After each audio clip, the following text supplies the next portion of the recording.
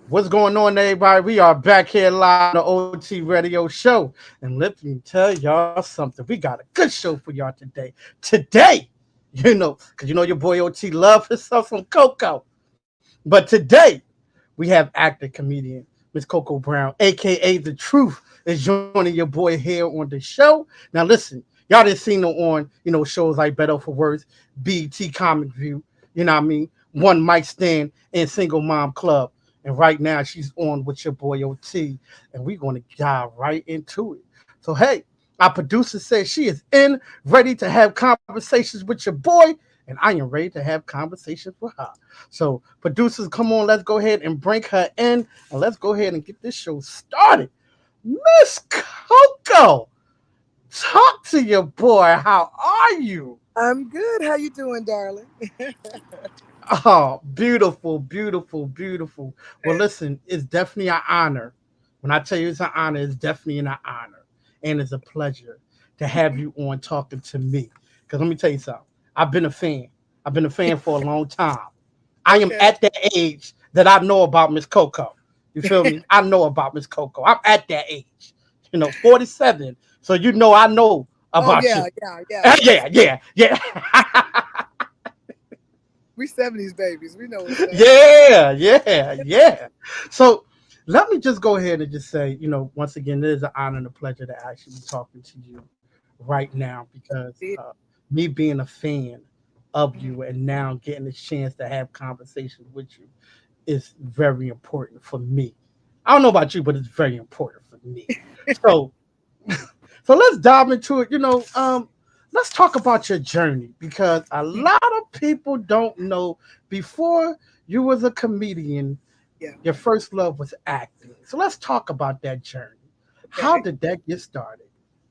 Well, honestly, my mother got me into it. God rest her soul. I was in the fifth grade, and I had a little issue where I wouldn't shut up, and my Hmm. mom put me in community theater, and I did my first play at 10 years old, and I fell in love with the stage. So I did a lot of theater work throughout my younger years, all the way through college, where I ended up minoring in theater.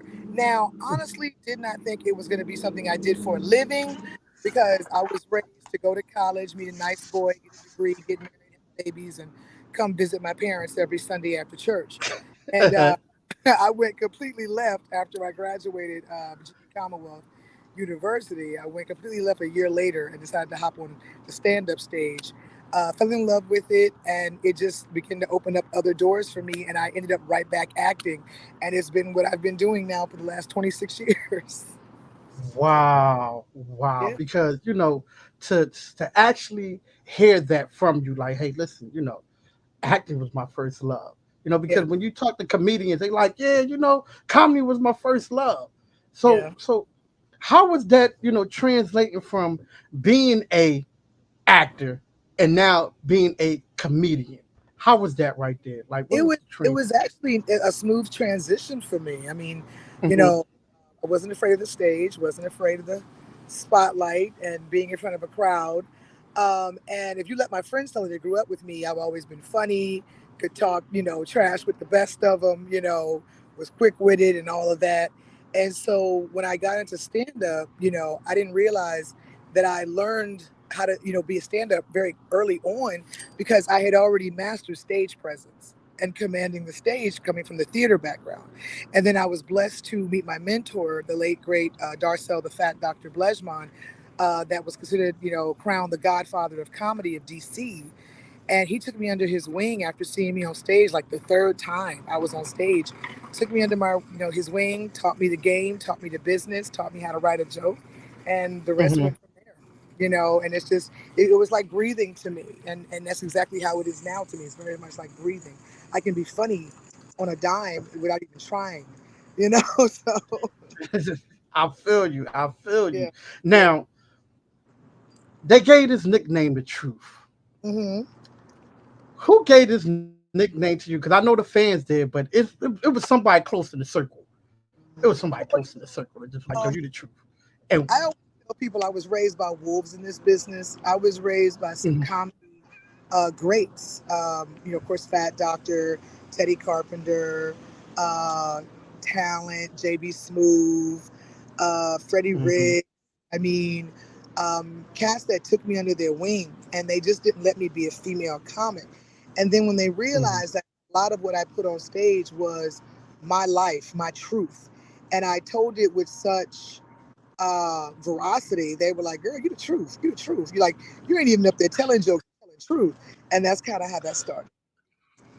See, I told people that. I told people that. I said, listen, she don't tell jokes, she speaks real, Oh yeah, basically. You know what I yeah. mean? So I gotta find out what was one when you first started. You Mhm. gotta give me something that happened when you first jumped on stage to be a comic.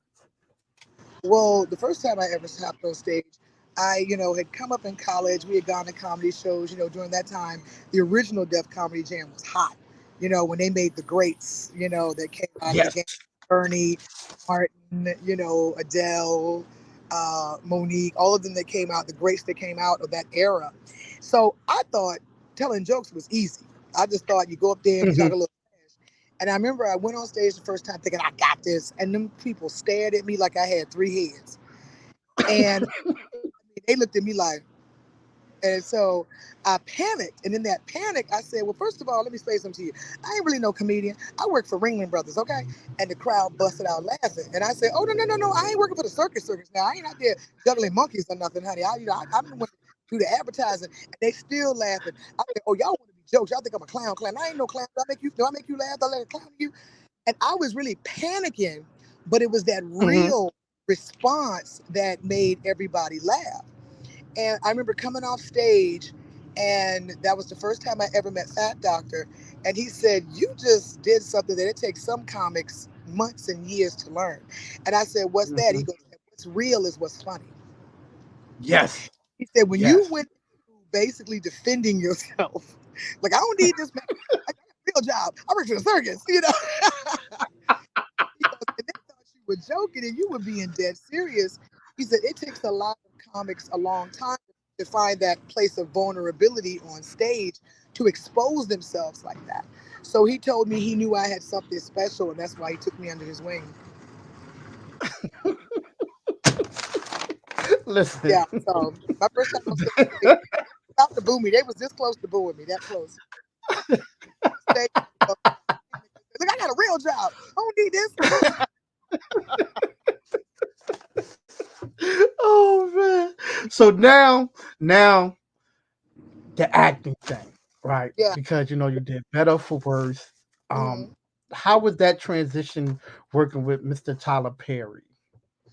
I always say, always be ready so you don't have to get ready. Because I had no idea Hmm. that this man had seen me at a comedy show in LA a year prior to me doing this audition for that show. Hmm. And so Hmm. when I had just signed with a new agent and this audition popped up, and at the time they were going to do a complete like TV version of Why Did I Get Married? And I was reading for the part that Jill Scott played. I was reading for Sheila. And I said, "Oh my God, I can play this. I know this. I know this person a lot." So when I went in for the audition, I did the audition. I felt really good about it, but I felt like this is different because after my audition, most times you just leave. Well, they ended up Right. giving me a tour of the studio after my audition, and I'm meeting people, and I'm like, "Hi," and I'm like, "This is different." And Hmm. come to find out when I got the role, Tyler had seen me at a comedy show in LA and said, I want to work with her. And so when I Mm. submitted myself for the audition, he was like, man, if she can act, she got this role. And luckily for me, at the time I was in LA, I was taking acting workshops, I was practicing and sharpening my tools so I could act. So it was just fate, Look at that right there. you Look know? at that right Stay, there. You gotta be ready. yep, stay ready so you ain't got to get ready. And it's something that I want fans to understand, right? Uh-huh. There's always someone watching. You Yes, never always, know. always.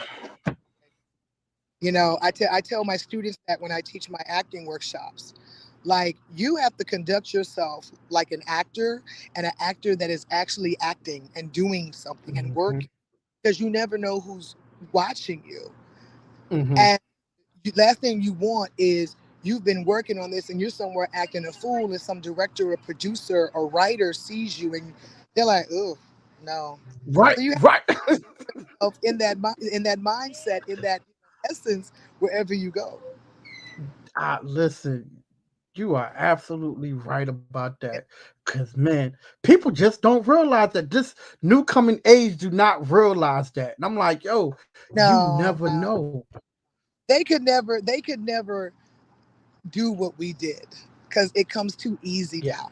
You had to earn your spot in Mm-hmm. the game. Now you could be a mediocre talent with a lot of followers and get to the same place of someone who's trained professionally and academically Mm, for. So what we had to go through to get a spot, you felt some sort of pride once you got there. And this is no yeah. disrespect. The game has changed. It is what it is. It's not based on talent anymore. It's based on your social media following. I get it. And you have to Ooh. adjust, adapt. It's been hard for some people. Some of us do just enough to stay relevant, and some of us go above and beyond and throw on a wig and act like somebody else. Me, that's my thing. You better check my resume. I'll give you a high on this comedy stage, but I'm not gonna play myself and make a fool out of myself. Because I mean, at this point, honey, if you don't know who the hell I am, come from under that rock. Talk about it. I, Now I gotta ask this question because you yeah, are a mother too. yeah. So how is it being an actor, being a comedian, and a mother too?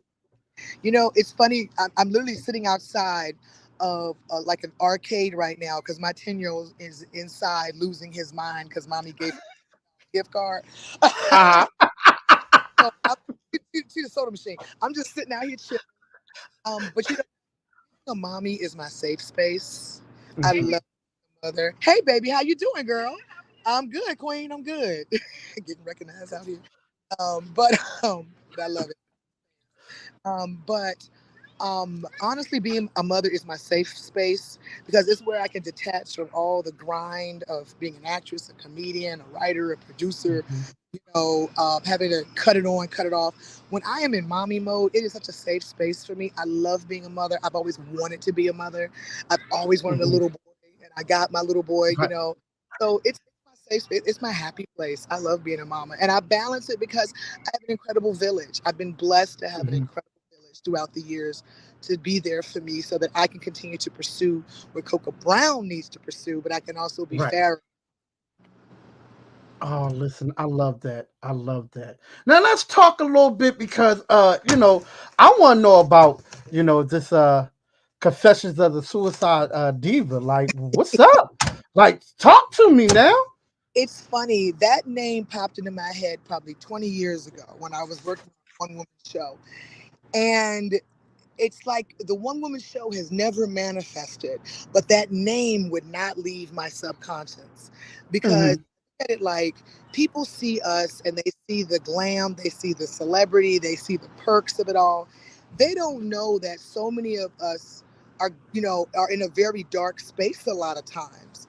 And what Mhm. saving us from being suicidal is being able to go on a stage or be on a set and disconnect from that and be somebody else.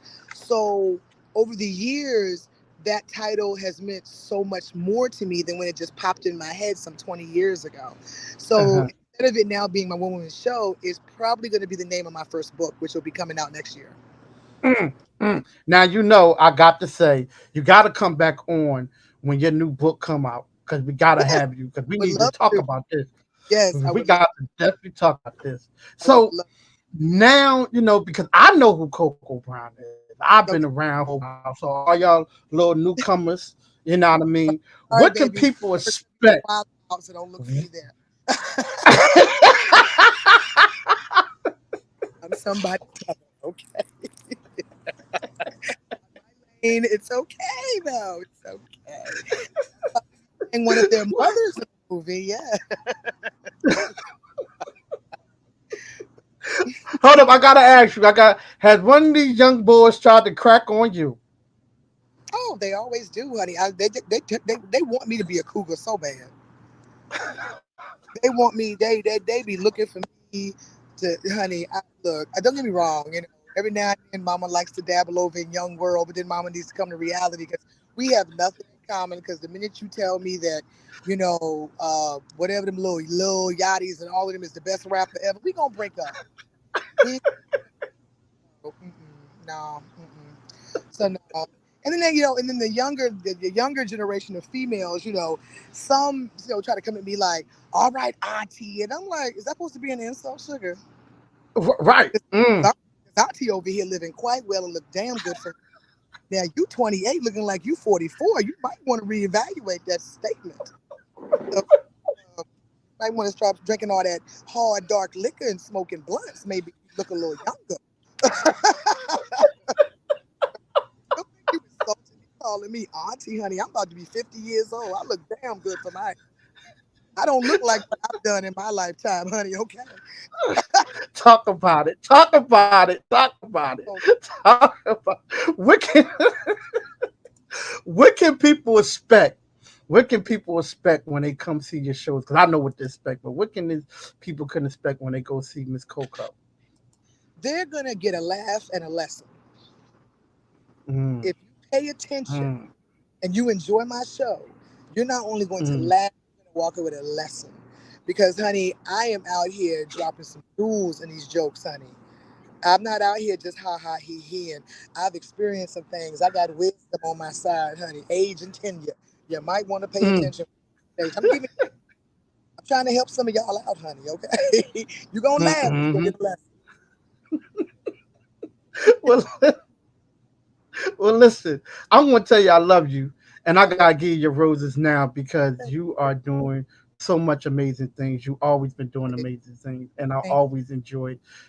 Because I definitely always enjoyed you. Like I always said, she raw and uncut. Like she'd tell you how to cheat, but then turn around and be like, y'all dudes got to get better at this. you. I mean, these little youngins out here thinking they players. I'm like, baby, baby, baby. And little girls gotta be better. Gotta ask for more than $40 in crab legs, sugar. No, that's the bar, baby. That should not be the bar. No, no, no, no. Aim higher, sugar. Come on now. I'm just trying to. I love you so much. Come on now. No, like more than bundles and crab legs and a occasional fake Louis Vuitton bag, honey. The true game, the true player can buy her own, honey. Mm, mm. Talk And about it. I don't Talk need you to about it. get Gucci, honey. I own four.